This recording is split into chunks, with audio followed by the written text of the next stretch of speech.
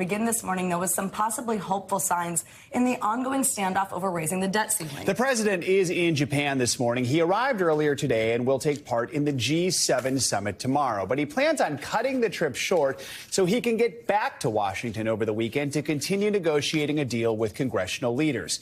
This is a positive sign that both sides are inching closer to an agreement, but time is running out. We are now just 2 weeks away from the U.S. potentially reaching the debt ceiling limit, forcing the country to default on its debts. Before he left, President Biden expressed confidence a deal will get done. America is not a deadbeat nation.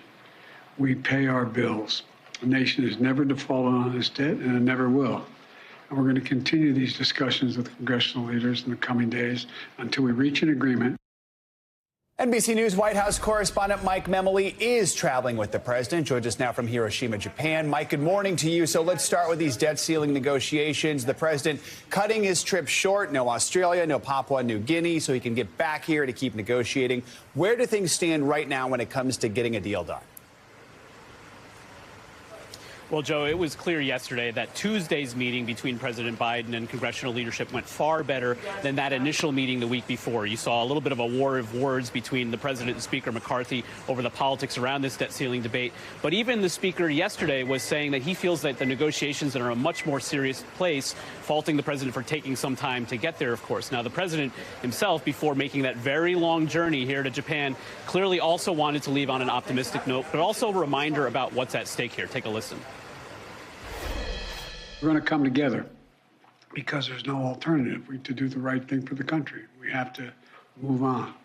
And to be clear, this negotiation is about the outlines of what the budget will look like, not about whether or not we're going to, in fact, pay our debts.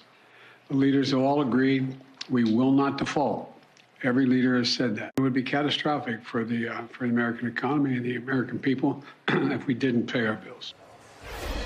Now, one of the reasons for this optimism around the talks is that both sides, especially Speaker McCarthy and the president, have really assigned and empowered some of their top lieutenants to enter into more serious negotiations while the president is overseas. Those meetings have already been happening multiple times a day. The real goal here is to ensure that there is somewhat of a framework of a deal before the president returns to Washington by Monday, potentially another meeting next week. Yes, we have about 2 weeks, but the time legislatively to get this done is really short, and that's why there's a real urgency around these talks right now, Joe. Yeah, they can't really wait till May 31st to reach a deal. So, Mike, some Senate Democrats are circulating a draft of a letter. It urges the president to invoke the 14th Amendment to raise the debt ceiling. The president previously considered it, but concluded that would not solve this logjam. What is it fellow Democrats are saying here? Yeah, we've been talking about this 14th Amendment option for some time. It really relies on a provision of that amendment that says the validity of the U.S. debt cannot be questioned. There's a belief that it gives the president really an end run around Congress to ensure that we do not default. Senate Democrats reminding the president of that option.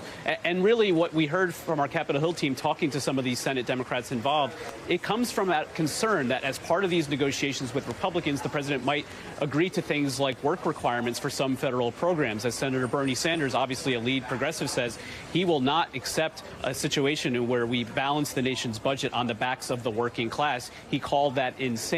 Now, as a reminder, the president has said he believes there might be some legality to this option, but he thinks in the short term it's not really something he would consider, because if he were to take it, there would be an immediate constitutional challenge to it, which might only add to the uncertainty around this debt ceiling debate.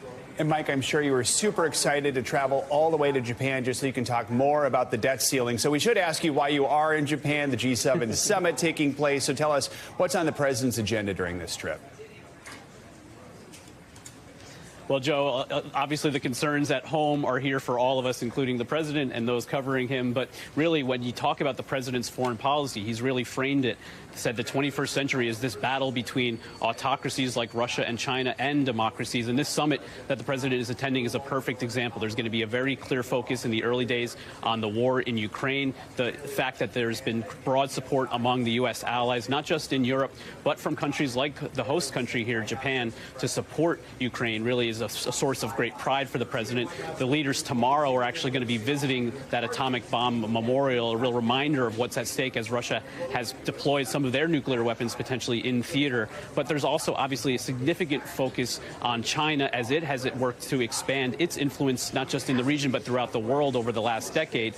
And that's what we saw today as President Biden sat down with the Japanese prime minister. That relationship, not just economically, but over national security, has really deepened over the last few years. It's been a linchpin to U.S. efforts to curb China's growing influence. And we'll hear a lot from the leaders in the coming days about really work not just among their alliance, but within the developing world to try to edge out China here. Joe. So many important issues to discuss. Mike Memoli in Japan. Mike, thank you.